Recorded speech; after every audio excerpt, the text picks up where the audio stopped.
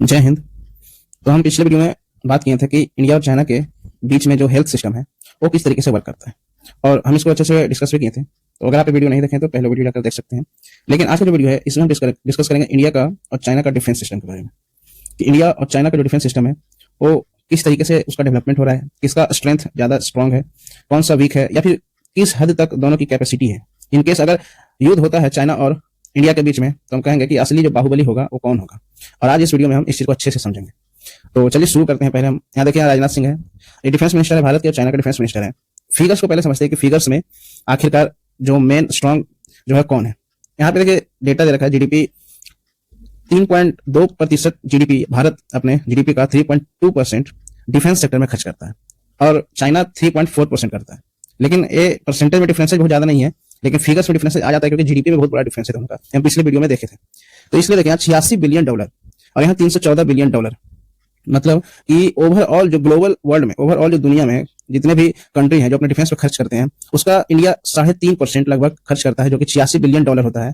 और वहीं चाइना जो है वो ओवरऑल वर्ल्ड के कंपेरिजन में 12% जो है वो खर्च करता है अपने डिफेंस पे, मतलब ये हो जाता है फिगर्स में $314 बिलियन।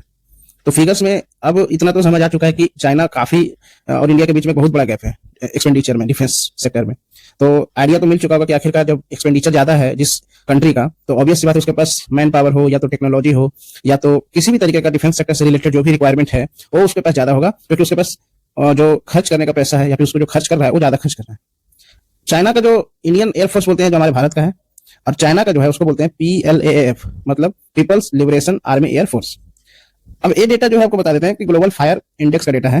ये ग्लोबल फायर इंडेक्स जो है एक ऑर्गेनाइजेशन है जो इस डेटा को रिलीज करता है हमेशा कि कौन सा कंट्री का स्ट्रेंथ कितना है। वहां से देखिए ये पता चलता है कि जो PLAF है, पीपल्स लिबरेशन आर्मी एयरफोर्स, और इंडियन एयरफोर्स ग्लोबली जो है PLAF सेकंड रैंक को होल्ड करता है। मतलब कि दूसरा रैंक पे इंडियन एयरफोर्स जो है चौथा रैंक पे आता है ग्लोबली, और दूसरे रैंक पे आता है PLAF। लेकिन ये जो डेटा है ये ओल्ड डेटा था, अभी हाल फिलहाल में एक डेटा न्यू आया है जिसमें चाइना को इंडियन एयरफोर्स पीछे कर चुका है, ठीक है। और इंडियन एयरफोर्स जो है वो सेकंड रैंक होल्ड कर रहा है, सॉरी थर्ड रैंक होल्ड कर रहा है, और चाइना चला गया है फोर्थ पे, ठीक है। ये हम आगे देखेंगे, फिगर में हम आगे नीचे मेंशन कर रखे हैं, उसको हम देखेंगे। हम शुरू करते हैं। लेकिन एक चीज आ रहा है, देखिए डिफेंस जो होता है ना उसका मतलब ये होता नहीं कि सिर्फ एयर हो गया, एयरफोर्स हो गया, नेवी हो गया, मिसाइल्स हो गया, ऐसा नहीं है। डिफेंस एक बहुत ही ब्रॉड टर्म होता है। चाइना का बस मतलब इतना समझिए कि डिफेंस का मतलब है कि सिर्फ गन मिसाइल नहीं होता, जैसे कि एक कुल मिलाकर के कुछ 4 चीजों से बना होता है। पहला होता है एयरफोर्स, दूसरा होता है आर्मी, ठीक है, तीसरा होता है नेवी, और सबसे मोस्ट इंपॉर्टेंट जो होता है वो होता है स्ट्रेटेजी। आपके पास सब कुछ है, एयरफोर्स है, आर्मी है, सब कुछ है, लेकिन अगर आपका जो स्ट्रेटजी अगर स्ट्रांग नहीं है ना, स्ट्रेटजी या कहें इसको कि आप जिस तरीके से प्लानिंग बना रखे हैं वो प्लान अगर सही नहीं बनाए तो सारा का सारा चीज आपका धरा का धरा रह जाएगा, कुछ भी कर नहीं पाएंगे। और ये 4 चीज होता है, इंपॉर्टेंट होता है किसी भी डिफेंस सेक्टर में। हम यहाँ पे बात करते हैं शुरू से एयरफोर्स से।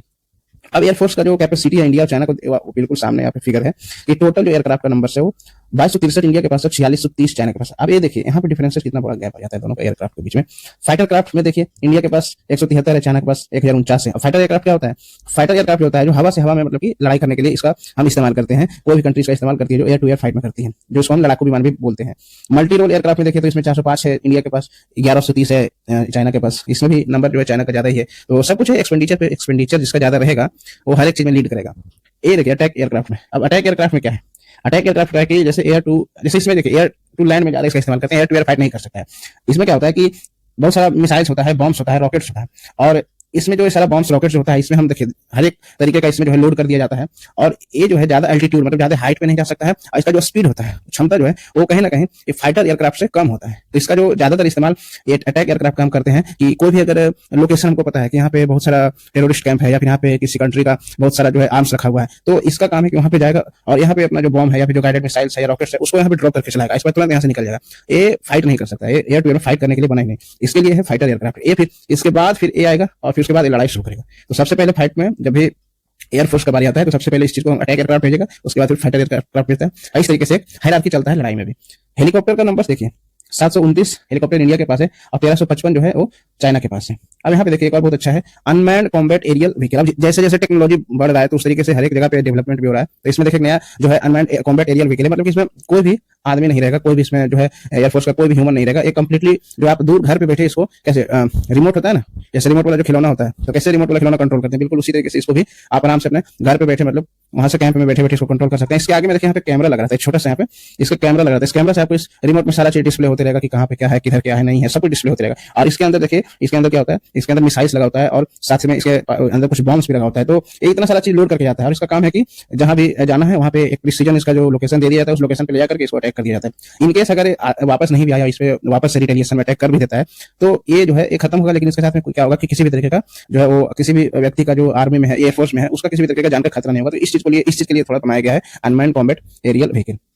यहाँ पे देखिए हम बात कर रहे थे कि इंडिया का जो रैंक है वो कैसे अब इंप्रूव हो गया है वर्ल्ड एयरफोर्स रैंकिंग में। अब जो चाइना जो है फोर्थ पे चला गया है और इंडिया जो है थर्ड पे चला गया है। तो इसका जो रैंक है इंप्रूव हुआ है इंडिया और चाइना के बीच में, क्योंकि अब डिफेंस सेक्टर में इंडिया भी काफी पैसा लगाने लगा है और कहीं ना कहीं इंपॉर्टेंट भी हो चुका है। जब आपके पास चाइना और पाकिस्तान जैसा अगल बगल में देश है और हमेशा कुछ ना कुछ उंगली करते रहेगा तो आपको जरूरी डिफेंस सेक्टर में पैसा लगाना, नहीं तो फिर भविष्य में दिक्कत हो सकता है। अभी प्रेजेंट टाइम में एयरक्राफ्ट में इंडिया के पास जो है सबसे अगर पावरफुल एयरक्राफ्ट देखा जाए तो उसका नाम है सुखोई, ठीक है। और चाइना का जो सबसे पावरफुल एयरक्राफ्ट है उसका नाम है चेंगडू J-20, चाइनीज नेम है, चाइना का नाम ऐसा ही इस तरीके से होता है, तो इसका चेंगडू J-20 नाम है। तो ये कुल मिलाकर हो गया, हम लोग एयरफोर्स के बारे में बात कर लिए हैं। अब हम नेक्स्ट बात करेंगे लैंड फोर्स के बारे में। लैंड फोर्स भी देखा जाए तो इंडिया और चाइना के बीच में अगर हम आर्मी का बात करें, जैसे इंडिया के पास कितना आदमी है जो आर्मी में है और चाइना के पास कितना जो है लैंड फोर्स में आर्मी में है, तो यहाँ पे देखिए 2 मिलियन चाइना के पास है, 2 मिलियन मतलब हो गया लगभग 20 लाख और यहाँ पे 1.5 मिलियन है लगभग। तो यहाँ पे देखिए नंबर्स जो है फिगर्स में इंडिया से ज्यादा चाइना के पास है आर्मी में भी। यहाँ पे देखिए टैंक का फिगर देखिए, चाइना के पास 4614 है, चाइना के पास 5750 है। यहाँ पे ओवरऑल आर्टिलरी में देखा जाए तो 2799 इंडिया के पास है, लगभग 7 चाइना के पास है। सेल्फ प्रोपेल्ड आर्टिलरी, देखिए यहाँ पे इस चीज को समझिए, टैंक का काम क्या होता है ना कि डायरेक्ट फ्रंट फुट पे जाकर के फाइट करता है।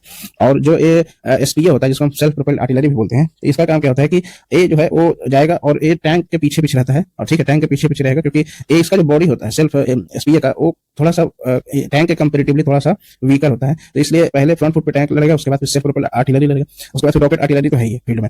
तो इसमें भी एक हायरार्की चलता है इस तरीके से। तो आप फिगर्स में समझ रहे हैं कि यहाँ पे देखिए रॉकेट आर्टिलरी में 960 है इंडिया के पास और 3140 है चाइना के पास। तो हर एक जगह पे आप देखिएगा एक बहुत ही बड़ा गैप है इंडिया और चाइना के, हर एक जगह पे किसी भी फिगर्स में देख लिया, छोटा मोटा गैप नहीं है, 50, 100 या 500 का बहुत ही मेजर गैप है, बहुत ही मेजर गैप है, जिसको फिल करने में अभी इंडिया का बहुत समय लग जाएगा, बहुत पैसा भी लगेगा। तो ओवरऑल इतना तो अभी तक आपको आइडिया मिल चुका होगा कि एयरफोर्स की बात कर ले या फिर लैंड फोर्स की बात कर ले, हर एक जगह पे क्या करे चाइना जो है वो लीड करता है। अब इंडिया के कारण वही है कि एक्सपेंडिचर नहीं होने के कारण, एक्सपेंडिचर कम है, ऑब्वियस सी बात है कि वो बहुत स्वाभाविक सी बात है कि वहां पे लीड नहीं करेगा। हम पिछले वीडियो में भी बताया था कि जहां इन्वेस्टमेंट है, जहां सबसे ज्यादा एक्सपेंडिचर है, वो कंट्री बहुत चांस है कि लीड करेगा अगर स्ट्रेटजी सही है तो। जो कि हम बताएं कि चौथा चीज बहुत इंपॉर्टेंट होता है स्ट्रेटजी।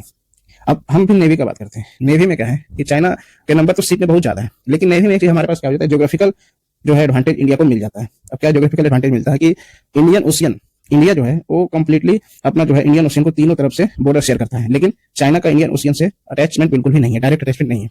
इससे क्या हो जाता है कि इंडियन ओशियन पे इंडिया का जो कंट्रोल होता है, वो होल्ड करने का जो क्षमता होता है वो बढ़ जाता है। अब चूंकि ओशियन से स्वाभाविक सी बात है ट्रेड्स होना, होते ही रहना है, होते आया है, भविष्य में होते रहेगा।